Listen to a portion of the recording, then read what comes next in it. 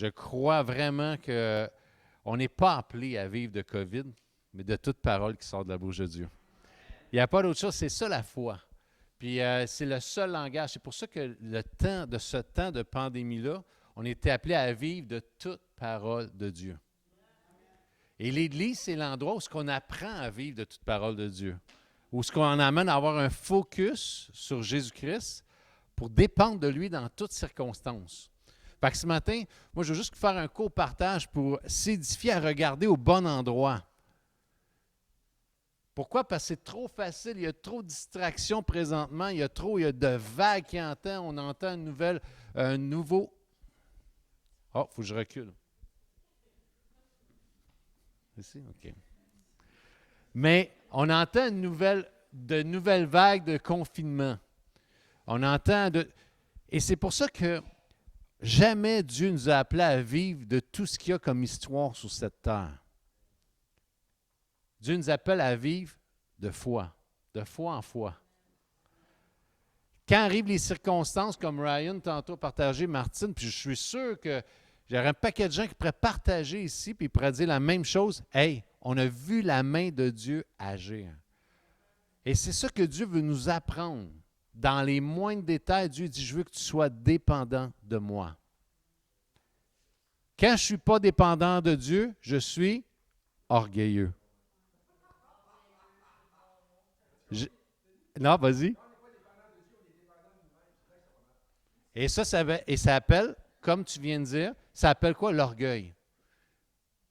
Satan a voulu faire ces choses à sa manière. Lucifer. C'est la même chose. Quand on veut faire nos choses à notre manière, quand on ne veut pas dépendre de Dieu, ce qui arrive, c'est l'orgueil qui rentre. Ça, est-ce que ça nous guette? Oui. On a parlé tantôt, c'est notre vieille nature qui est là constamment, qui veut vivre sans Dieu. Mais on n'est plus appelé à vivre avec cette vieille nouvelle nature-là. Elle a été crucifiée à la croix. Et ça, c'est une bonne nouvelle. Je suis appelé à vivre en nouveauté de vie. Et si je vous demande ce matin, si je vous dis ce matin, je pense juste à 1 Thessaloniciens 5, si je vous dis, qu'est-ce que Dieu demande de vous? Qu'est-ce que Dieu s'attend de vous?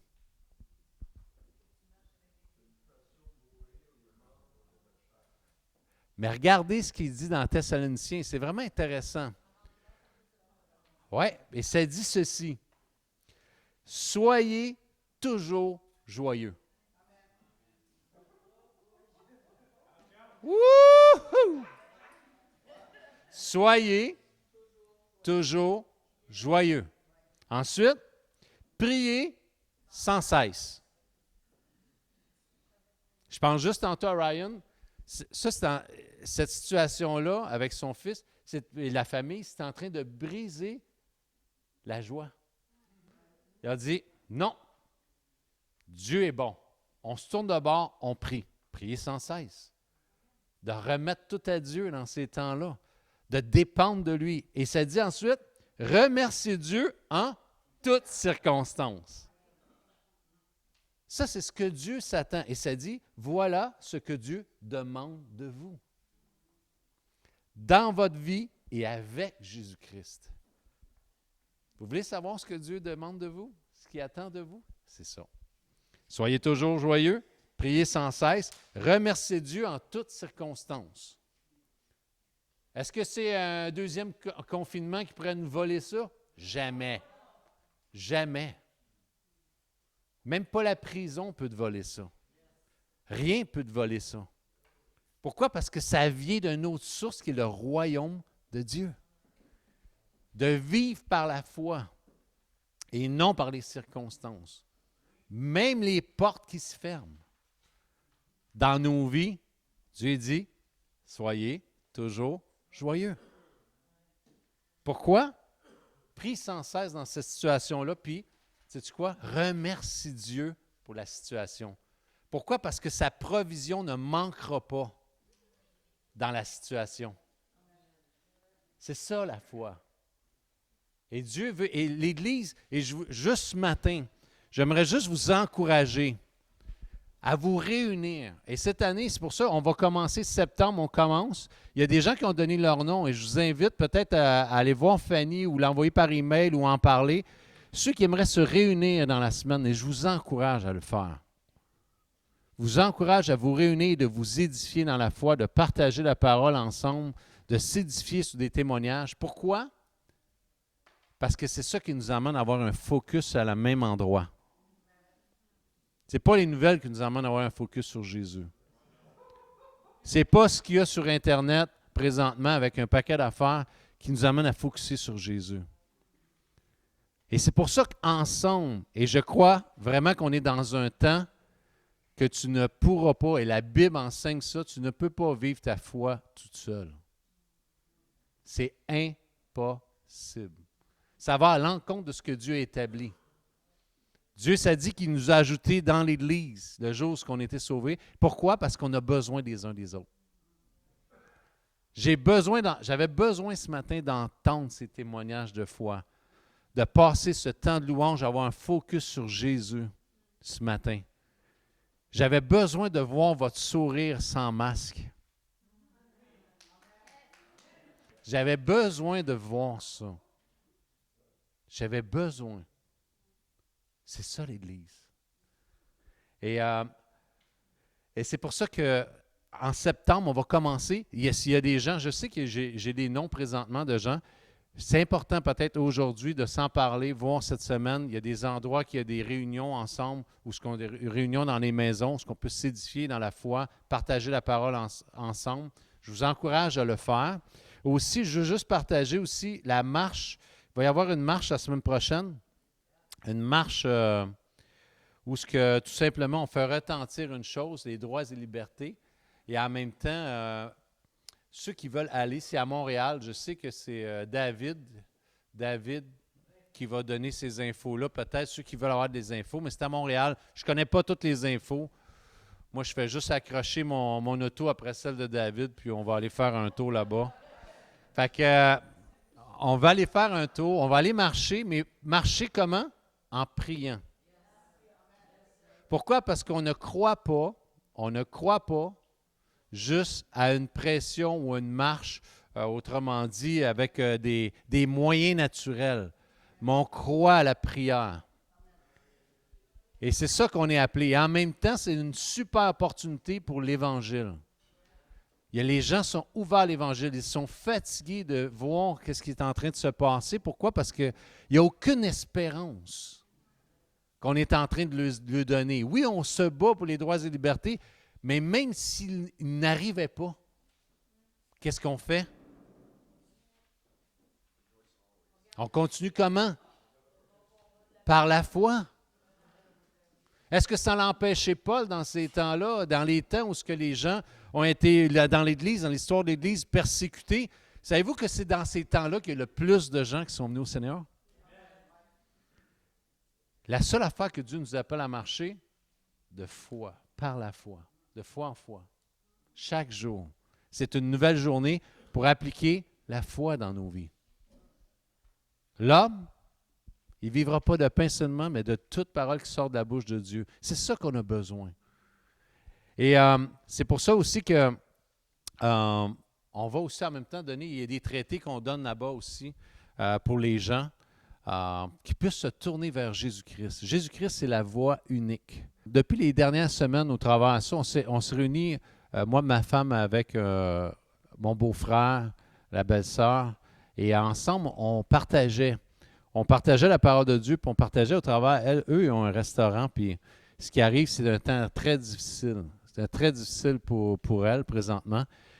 Et on priait ensemble, on partageait la parole de Dieu. Constamment, on envoie des dévotions à chaque jour, pratiquement, pour eux. Puis on parlait de Dieu, on parlait comment Dieu est fidèle. Puis je lui disais comment Dieu est fidèle en toutes choses. Puis elle dit, ouais, je crois en Dieu, puis tout ça. Puis là, 2 semaines. On prend un temps chez moi, puis on commence à partager. Puis elle dit, il y a quelque chose qui s'est fait, elle dit, depuis 3 jours. Elle dit, je priais Dieu, puis tout ça, puis elle dit, Elle dit, le nom de Jésus a commencé à retentir dans ma tête, dans mon cœur. Elle dit, je me rappelle quand j'étais tout petite, puis elle dit, j'étais amoureux de Jésus. Mais elle dit, j'ai commencé à prier dans le nom de Jésus. J'ai commencé à prier Jésus. Hey, j'ai dit, sais-tu quoi? C'est pas la chair et le sang qui te révèlent ces choses. C'est le Saint-Esprit qui est en train d'œuvrer dans ton cœur. Te révéler Jésus-Christ dans toute sa gloire et de dépendre de lui. Est-ce que c'est un miracle? C'est un miracle. C'est un miracle. Et on était contents, ma femme, on était contents d'entendre ça. On était vraiment, wow! Jésus est vivant. Jésus est intéressé à des cœurs. La moisson est blanche.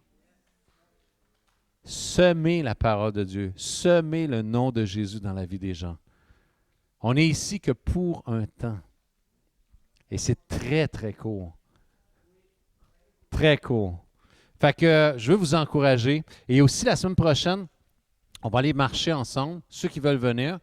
Et il y a des gens, peut-être le samedi, ce serait bon qu'il y ait des gens, si jamais vous ne pouvez pas aller, qu'il y a des gens qui pourraient se réunir ici ensemble puis de prier pour ce temps, de prier pour cette marche, que des gens se tournent vers Jésus et aussi, en même temps, que les gens qui se lèvent pour défendre ces droits et libertés-là, on puisse les appuyer dans la prière. Ce n'est pas tous des gens qui sont nés nouveaux présentement, mais ils se lèvent. Ils se lèvent. Et on veut les appuyer. Qu'est-ce que vous en pensez? Est-ce qu'il y a des gens qui ne pourront peut-être pas venir la semaine prochaine et qui aimeraient venir prier ici? Est-ce qu'il y a des gens qui aimeraient venir prier? Peut-être c'est loin, là, déjà. Là, vous avez dit, hey, il y a une semaine qui va passer. Peut-être qu'on va être au ciel toute la gang déjà.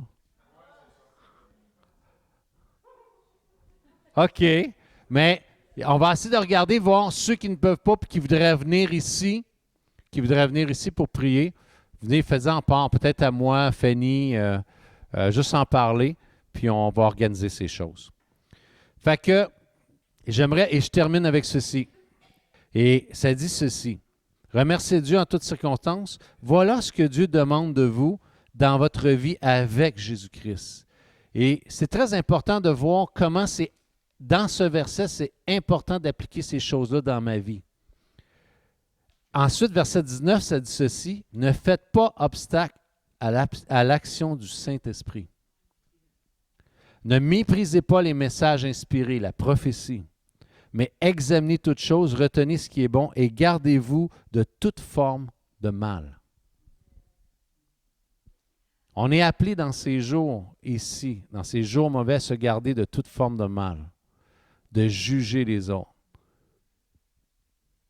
des paroles mauvaises ou peu importe, tout ce qui sort de notre bouche qui vient du cœur. Dieu dit, garde ton cœur pur. Ne brise pas l'action. Autrement dit, n'empêche pas l'action du Saint-Esprit dans ta vie. Comment on peut l'empêcher? En gardant des choses mauvaises dans nos cœurs. Et c'est pour ça qu'on est là pour se confesser à Dieu ces choses, les emmener devant Dieu. Si vous voulez vivre une vie pleinement active et que le Saint-Esprit soit pleinement actif dans nos vies, et ça dit, ne faites pas obstacle. C'est vous qui pouvez faire la différence. En ne laissant pas rien s'attacher à mon cœur, rien de sale dans mon cœur.